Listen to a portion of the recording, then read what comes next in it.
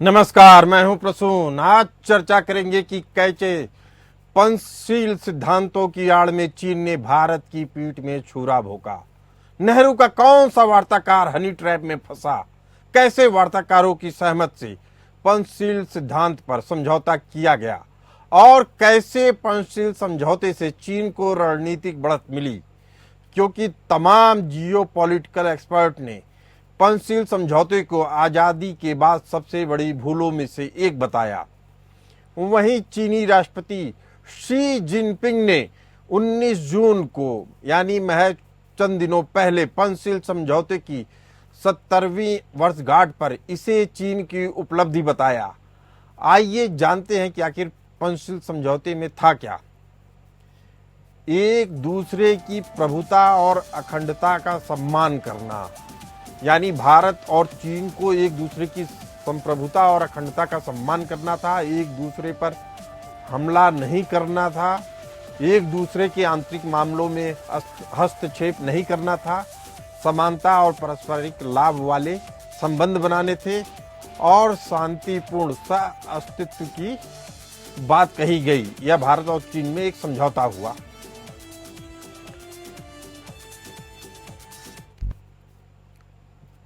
पंचशील समझौते को समझने के लिए आपको 1950 की राजनीतिक परिस्थितियों को भी जानना और समझना होगा, तब जाकर आपको समझ में आएगा कि यह पंचशील समझौता चीन के लिए क्यों महत्वपूर्ण है और क्यों उसे वह अपनी उपलब्धि बता रहा है। साल 1950 में चीन ने तिब्बत पर कब्जा कर लिया था। तिब्बत वह देश था जो भारत और चीन के बीच एक बफर का काम करता था, लेकिन समझौते के बाद चीन भारत का सीधा पड़ोसी बन गया, यानी चीन और Bharat neck to neck fight में आ गए। 1954 के भारत चीन समझौते का मतलब था कि भारत ने तिब्बत पर चीनी संप्रभुता को मान्यता दे दी, जबकि 1950 से पहले तिब्बत से भारत के सांस्कृतिक रूप से जुड़ाव जगजाहिर थे। समझौते के बाद भारत ने खुद ही अपने आप को तिब्बत से अलग करने का रास्ता खोल दिया, जो चीन के लिए वरदान साबित हुआ। वहीं जब इस समझौते को लेकर बातचीत चल रही थी, तब भारत के एक वार्ताकार त्रिलोकीनाथ कौल या कहें टीएन कौल के द्वारा राजनयिक प्रोटोकॉल का गंभीर उल्लंघन देखा गया। हनी ट्रैप के शिकार कौल ने इस समझौते में महत्वपूर्ण भूमिका निभाई।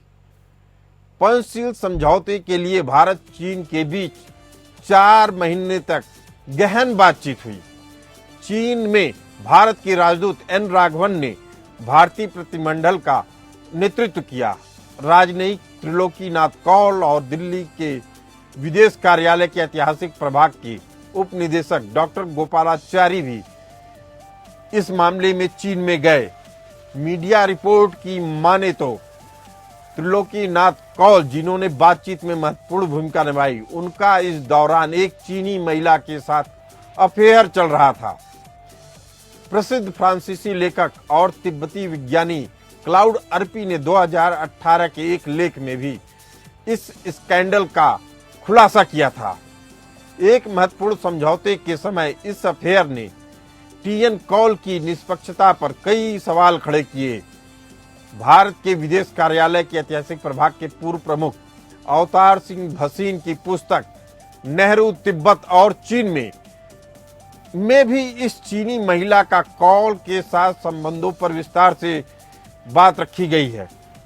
पंचशील समझौते के कर्णधार और हनी ट्रैप में फंसे त्रिलोकीनाथ कौल ने चीनी महिला से शादी करने की इजाजत मांगी, जबकि वह पहले से ही शादीशुदा थे। तत्कालीन प्रधानमंत्री जवाहरलाल नेहरू इस खबर से बिफर गए। भड़के नेहरू ने समझौते की बातचीत समाप्त होने का इंतजार किए बिना त्रिलोकीनाथ कौल से जल्द भारत लौटने को कहा। हालांकि टीएन कौल ने शादी नहीं की, लेकिन वह तुरंत भारत भी नहीं लौटे। हालांकि नेहरू की उदारता कहे या क्या कहे, इसका जवाब आप लोगों के पास होगा कि इसके बावजूद त्रिलोकीनाथ कौल भारत के कई मिशनों पे गए। हालांकि नेहरू की संदेखी का परिणाम नेहरू को 10 साल में ही भोगना पड़ा। ये वही नेहरू थे जिन्होंने 1954 में तिब्बत को लेकर भारत चीन समझौते को एक सर्वव्यापी आदर्श शांति रूपरेखा के रूप में सराहा। पंचशील समझौते में भारत ने तिब्बत को चीन का हिस्सा माना, लेकिन चीन ने इस समझौते के 10 साल के भीतर ही 1962 में भारत पर युद्ध थोप दिया और भारत के कई हिस्सों पर कब्जा जमा लिया। चीन ने शांतिपूर्ण सहअस्तित्व और संप्रभुता का सम्मान के पंचशील सिद्धांतों के खिलाफ एक कदम उठाया। चीन आज भी पंचशील सिद्धांत की आड़ में तिब्बत पर अपना आधिपत्य जताता है। साथ ही चीन पंचशील सिद्धांत के खिलाफ जाकर भारत के कई हिस्सों पर न सिर्फ कब्जा जमाया बल्कि नए इलाकों पर भी अपना दावा ठोकता रहता है। इसी मुद्दे पर चर्चा करने के लिए हमारे साथ मौजूद हैं संजीव श्रीवास्तव जी, जियो पॉलिटिकल एक्सपर्ट, और हरिमोहन कौशिक जी, रिसर्चर। आप दोनों का बहुत बहुत स्वागत है। संजीव जी, ये जो भसीन की किताब है इसको कितना प्रमाणिक मानते हैं आप? देखिए, ये जो विषय है टीएन कॉल और उनका जो एक अलिस्ट अफेयर की जो बात आती है और भसीन कॉल की ये जो किताब है, जाहिर है कि इस तरीके के तथ्यों के आने से ये जो पूरा जो विषय है वो कहीं ज्यादा रहस्यमयी भी दिखाई देता है कि आखिर वो कौन से कारण थे कि जिसकी की वजह से भारत को इस तरीके का समझौता करना पड़ा, जो कि भारत के लिए बहुत ही डिजास्टरस साबित हुआ और तिब्बत के लोगों के लिए भी डिजास्टर साबित हुआ। क्लाउडियो आरपी ने भी इस संदर्भ में जो अपने लेखन के माध्यम से इस बात का खुलासा किया था और वो भी एक चाइना के विषयों को लेकर के अपने विचार रखने वाले एक बड़े विद्वान रहे और जाहिर है कि इन खुलासों ने इस पूरे भारत और चाइना के बीच में जो पंचशील समझौते के ऊपर जो अनेक तरीके की जो आशंकाएं होती हैं उसको और अधिक बल प्रदान किया। और मेरा मानना है कि जरूर ये भारत की तरफ से की गई एक भारी चूक थी, जैसा कि ब्रह्माचलानी ने इस बात को बहुत पहले समय समय पर भी कहा है कि इस तरीके के समझौते के बाद जो तिब्बत का एक जो बफर स्टेट के तौर पे जो रोल था वो समाप्त हो गया और चाइना भारत का पड़ोसी राष्ट्र बन गया। और जाहिर है कि आज भारत और चाइना के बीच में जो एक तनाव की स्थितियां देखी जाती हैं वो बॉर्डर एरियाज, वो तिब्बत के, अगर तिब्बत एक आजाद टेरिटरी होती तो ये समस्या ही ना होती। तो ये मेरा मानना है कि प्रधानमंत्री नेहरू और उनके जो अनेक सहयोगी, जिसमें जाहिर है कि टीएन कॉल भी शामिल थे, वो चार्ल्स द फेयर थे चाइना में जो भारत की एम्बेसी थी, और उनके द्वारा जो इस तरीके के प्रकरण की बात आती है उन सभी का जो है कहीं न कहीं एक रोल रहा है। मेरा मानना है कि भारत की सरकार ने और भारत के अधिकारियों ने भारी गलतियां की, भारी चूकें की और उसमें उनके पर्सनल जो विषय भी शामिल हो सकते हैं। संजीव श्रीवास्तव जी, एक महत्वपूर्ण सवाल पूछ रहा हूं मैं आपसे जी। अगर किसी भी अंतर्राष्ट्रीय समझौते में इस बात का खुलासा होता है कि उनके वार्ताकारों को हनी ट्रैप में फंसाकर ये समझौता हुआ, तो क्या उस तरह के समझौतों से भारत मुकर सकता है, हट सकता है? हालांकि पंचशील सिद्धांत की अब कोई उपयोगिता रह नहीं गई है, चूंकि चीन ने पहले ही हमला करके काफी जमीनें ले ली हैं। जी देखिए, अल्टीमेटली ये जो सरकार की और सरकार के जो प्रमुख हैं, जाहिर है कि पंडित जवाहरलाल नेहरू जो समय के प्रधानमंत्री थे, ये उनकी जिम्मेदारी थी और जो भी प्रधानमंत्री के द्वारा निर्देशित और उनके द्वारा निर्धारित और उनके द्वारा जो अंतिम जो डिसीजंस लिए जाते हैं उसके आधार पर ही जिम्मेदारी तय होनी चाहिए। अवश्य ये है कि टीएन कॉल हो या जो अन्य जो इंटरलोक्यूटर्स रहे हों, उन्होंने भारी गलतियां की, उनके अपने पर्सनल अफेयर्स भी उसमें सामने आने की जो बात आ रही है वो सारे सरकार के ही विषय हैं और अल्टीमेटली ये जिम्मेदारी प्रधानमंत्री नेहरू की और उनकी पूरी सरकार की मानी जाएगी।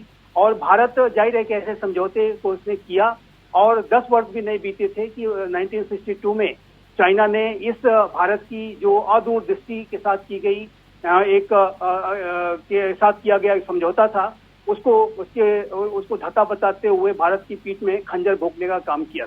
और ये जो भारत के साथ जो चाइना ने छल किया और धोखा दिया, वो जाहिर है कि भारत के जो वो तत्कालीन सरकार की बहुत बड़ी चूक थी। वो चाइना को समझने में पूरी तरीके से विफल साबित हुए। मैं ये अवश्य कहूंगा कि प्राइम मिनिस्टर नेहरू उनकी मंशा ये थी कि चाइना के साथ अच्छे संबंध स्थापित किए जाएं। वो शीत युद्ध का दौर भी चल रहा था, तो उसमें एक बैलेंसिंग को स्थापित करने के लिए भी वो चाइना के साथ संबंधों को बढ़ाने की बात सोचते थे। वो अपने आप को स्वयं को एक विश्व नेता के रूप में स्थापित करने के लिए वो एशिया के प्रभाव को और अधिक से अधिक बढ़ाना चाहते थे, लेकिन उनकी मंशा पूरी तरीके से फेल हुई। हरिमोहन कौशिक जी, मौजूदा समय में भी भारत सरकार इस समझौते को लेकर बेहद असहज है। 19 जून को पंचशील समझौते की 70वीं वर्षगांठ पर जहां चीन इसे उपलब्धि बता रहा था और गाजे बाजे के साथ इसका अनाउंस कर रहा था, वहीं भारत इस पूरे कार्यक्रम से अपने आप को नदारद रखा। इसे भारत सरकार के किस पहल के रूप में आप देखते हैं? देखिए, भारत सरकार अगर वहां प्रेजेंट नहीं है तो इसका सीधा मतलब है भारत सरकार उस समझौते से सहमत नहीं है और मजबूरी में उसे स्वीकार कर रही है, लेकिन साथ खड़े होना नहीं चाहती। इसका सीधा मतलब ये है कि भारत सरकार सच में उस समझौते के लिए रिलक्टेंट है, असहज। अब अगर इतना ही पंचशील समझौता होता तो नैन्सी पेलोसी जिस तरीके से अभी दलाई लामा से मिलकर गई है और पूरा अमेरिकन डेलीगेशन मिलकर गया और पिछले 3-4 साल से हमारे प्रधानमंत्री लगातार उन्हें बर्थडे विश कर रहे हैं, अरुणाचल प्रदेश में जाने की उनको परमिशन दी जा रही है, पूरे तरीके से उनको सपोर्ट किया जा रहा है। इसका सीधा मतलब ये है कि पंचशील सिद्धांत भले ही डिक्लेयर ना किया गया हो, लेकिन सरकार एक धीरे धीरे उससे पीछे खिसकती नजर आ रही है। लेकिन मैं इसमें एक चीज जोड़ना चाहूंगा, सैद्धांतिक तौर पर इसमें जो हम एक हनी ट्रैप देख रहे हैं, हनी ट्रैप में त्रिलोकीनाथ कौल, 1962 के युद्ध में ब्रिजमोहन कौल, और अभी थोड़े दिन पहले हमें पता लगा कि नेहरू खानदान का जो गोत्र है वो है कौल।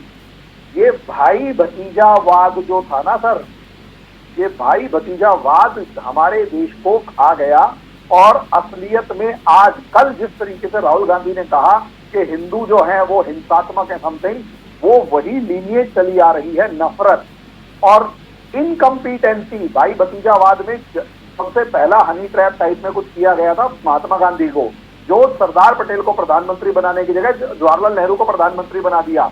और इनकम्पिटेंसी ये देखिए कि आपको तिब्बत की स्ट्रेटेजिक इंपॉर्टेंस समझ में ही नहीं आई। आप में से यानी उस टाइम पर हमारी जो सरकार थी वो यही नहीं समझ पाई कि 6 finger policy of Mao Zedong क्या है। माओ जेडोंग कहता था कि पहले तिब्बत एक हथेली है और उसकी 5 उंगलियां हैं, अक्साई चीन, हिमाचल प्रदेश, नेपाल, भूटान, सिक्किम और अरुणाचल प्रदेश। ये जो 5 उंगलियां हैं, जब तक आप तिब्बत की इन 5 उंगलियों पर कब्जा नहीं करेंगे, तिब्बत का विक्ट्री कंप्लीट नहीं होगी। या तो इन्हें वो पॉलिसी पता ही नहीं थी जबकि वो भाषणों में कहते फिर रहे थे, या फिर इन्होंने कहा ये इतने आदर्शवादी थे और इतने मतलब अहिंसा के पुजारी थे कि इन्हें समझ में ही नहीं आया कि शत्रु बोध किसे कहते हैं या कौन तुम्हारा शत्रु है, कौन तुम्हारा मित्र है, और तिब्बत को कब्जे में चले जाने दिया। सोचकर देखिए सर, जो हमारा चाइना का जो वॉर पॉइंट या वॉर फ्रंट होता वो होता ही नहीं।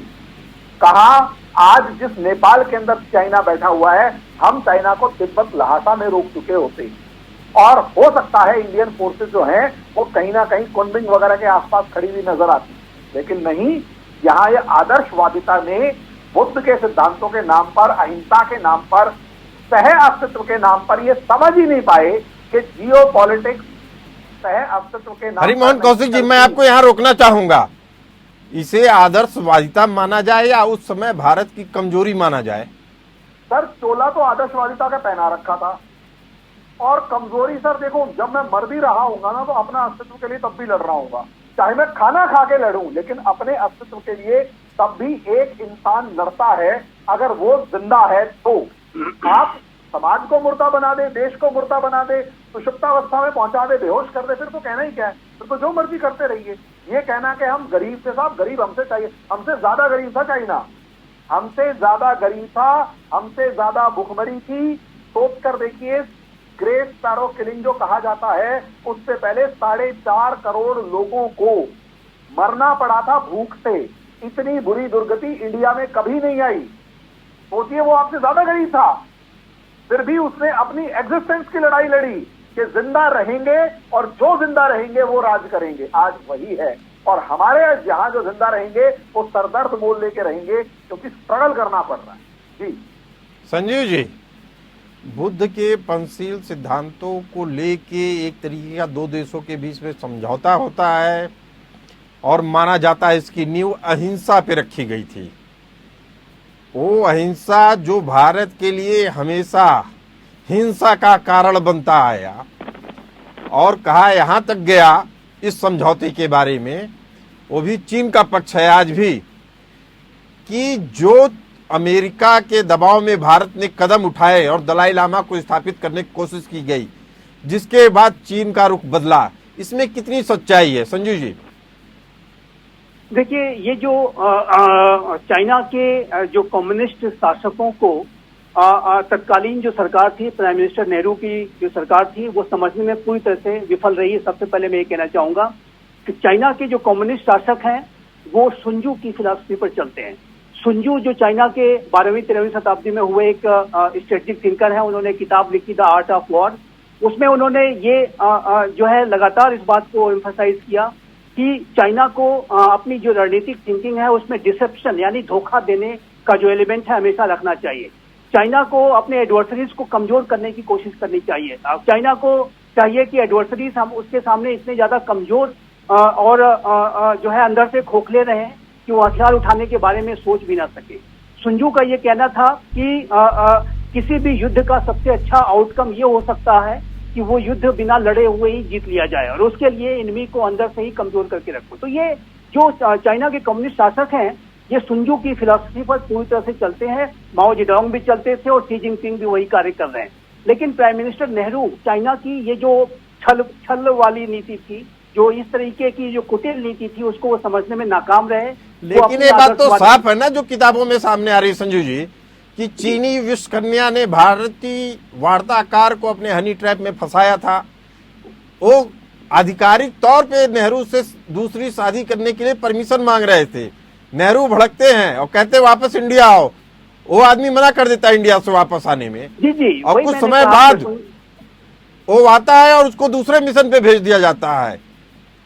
जी, प्रसून जी, मैंने वही कहा कि ये जो पूरी नीति है प्राइम मिनिस्टर नेहरू की जो रही, वो चाइना के छलपूर्ण जो प्रवृत्तियां हैं, जो उसकी जो डिसेप्शन यानी धोखा देने की जो प्रवृत्तियां हैं, एनिमीज को अंदर से कैसे कमजोर करो, खोखला करो, उसके लिए वो हनी ट्रैप से लेकर के कोई भी ट्रिक्स एंड टैक्टिक्स अपना सकते हैं, जिसको कि हम कहते हैं साम दाम दंड भेद। किसी भी माध्यम से चाइना अपने स्ट्रेटेजिक हितों को हासिल करने के लिए कदम उठा सकता है। और ये जो हनी ट्रैप का जो विषय सामने आ रहा है, वो उसी चाइना की जो छलपूर्ण नीति का ही पार्ट हो सकता है। इससे इनकार बिल्कुल भी नहीं कर सकते। और इसके बारे में जैसे जैसे और भी अनुसंधान करने की आवश्यकता है और भी तथ्य आएंगे, तो चाइना की जो के वास्तविक चरित्र का और अधिक खुलासा होगा। लेकिन इसमें कोई दो राय नहीं है। लेकिन संजीव जी, एक बड़ा सवाल है, चाइना के चरित्र के बारे में जो खुलासा होगा ही होगा, नेहरू के और कौल के संबंधों में भी बहुत बड़ा खुलासा होगा। हरिमोहन कौशिक जी ने बड़ी गंभीर बात बताई। उन्होंने बताया कि बीएन कौल के बारे में बताया, तमाम ऐसे लोगों के बारे में बताया जिनके संबंध और रिश्ते नेहरू परिवार से थे, और उनके ऊपर नेहरू कोई भी एक्शन नहीं लेना चाहते थे। कारण क्या था संजीव जी? एक बड़ा सवाल ये भी है कि आखिर आज भी किस चीज का बिगुल बजा रहा है चाइना, जबकि उसने खुद ही इस संधि को तोड़ दिया है। हाँ, चाइना देखिए 1951 में चाइना ने दलाई लामा के साथ सबसे पहले धोखा किया। दलाई लामा के साथ एक 17 पॉइंट प्रोग्राम पर हस्ताक्षर करा लिए, और वहां पर दलाई लामा को उन्होंने कहा कि हम आपको ऑटोनॉमी देंगे, आपकी स्वतंत्रता में हम कोई हस्तक्षेप वगैरह नहीं करेंगे, आप एक बेहतर तरीके से एक स्वतंत्र एक टेरिटरी की तरह से आप अपने जीवन और अपने आप को रख सकते हैं, अपने ट्रेडिशन को, अपने धर्म को फॉलो कर सकते हैं। लेकिन दलाई लामा को बाद में इस बात का एहसास हुआ कि उनके साथ एक बहुत बड़ा धोखा हो गया। 1959 में वही दलाई लामा जिन्होंने 1951 में 17 पॉइंट प्रोग्राम पर हस्ताक्षर किए थे, वो वहां से चल करके भारत आ गए, और उसके पहले ये तो 1959 में दलाई लामा भारत आए, लेकिन 1954 में ये जो पंचशील का समझौता हुआ, उसके माध्यम से चाइना ने भारत को भी एक तरह से तिब्बत से तोड़ लिया। भारत को जो भारत एक तिब्बत को बहुत बड़ा सपोर्ट प्रोवाइड कर सकता था, तिब्बत की जो आजादी और उसकी स्वतंत्रता के लिए एक बहुत बड़ा आधार बन सकता था, वो आधार ही उस समय चाइना ने पंचशील के माध्यम से छीन लिया। और ये जो बफर स्टेट के रूप में भारत और चाइना के बीच में तिब्बत की भूमिका थी, वो तो समाप्त हो गई। चाइना हमारा पड़ोसी राष्ट्र बन गया। तो ये जो चाइना की जो छलपूर्ण प्रवृत्ति थी और उसका परिणाम था। और जाहिर है कि माओ जेडोंग ने जब 1962 में हमला किया, तो उस समय तिब्बत में 1959 में एक अपराइजिंग हुई थी और माओ जेडोंग घरेलू मोर्चे पर भी अनेक चुनौतियों से जूझ रहे थे।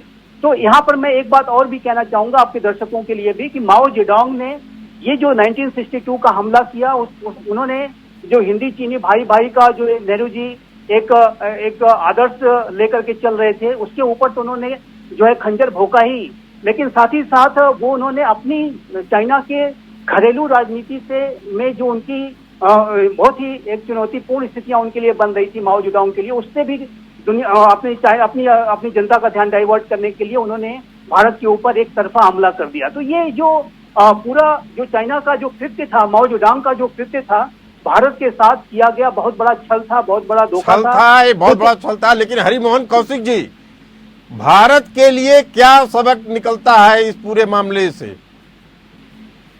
साफ सबक ये निकलता है, फालतू के सिद्धांतों के अंदर रहने की जगह जो व्यावहारिकता है, जिस पर दुनिया चल रही है, जिस पर America, Russia, China, Japan, Korea, France या जर्मनी, इटली सभी जिन व्यावहारिकता पर चल रहे हैं, फॉरेन पॉलिसी उसके अनुसार आगे बढ़ाई जाए। जैसे अभी कुछ दिन पहले हमारे डॉक्टर एस जयशंकर से पूछा गया, रशिया यूक्रेन में आप किसकी तरफ हैं? तो उन्होंने कहा हम अपने इंटरेस्ट की तरफ हैं। सर, ये है व्यावहारिकता। वो और भविष्य को देखते हुए कि हमारा 20 साल 50 साल बाद का भविष्य कैसा होगा, क्या कौन हमारे लिए समस्या बन सकता है और कौन हमारे लिए क्या नाम है सपोर्टिव प्रूव हो सकता है। जैसे सर, जवाहरलाल नेहरू ने कोको आइलैंड किसको दे दिए? म्यांमार को दे दिए। उन्हीं कोको आइलैंड का एक हिस्सा चाइना को पकड़ा दिया म्यांमार ने। आप कुछ नहीं कर सकते। कच्चा तीवू आइलैंड श्रीलंका के साथ इशू क्रिएट हो रखा है। श्रीलंका ने एक बार भी रिगार्ड नहीं किया इस मामले में। इंदिरा गांधी जी ने दिया था, इस मामले में नहीं किया कि चलो कोई बात नहीं, आपने एक मैटर रिजॉल्व किया। सर, एक्सचेंज ऑफ टेरिटरीज होना अलग चीज है, किसी चीज को बिना किसी बात के दान में दे देना अलग चीज है। और वही चलिए, इस चर्चा में फिलहाल इतना ही। आप दोनों मेहमान बेहद ही गंभीर बातें बताए हमारे दर्शकों को। आप लोगों का बहुत बहुत धन्यवाद। इस चर्चा में फिलहाल इतना ही। हमें दीजिए इजाजत। चलते रहिए एपीएन न्यूज के साथ।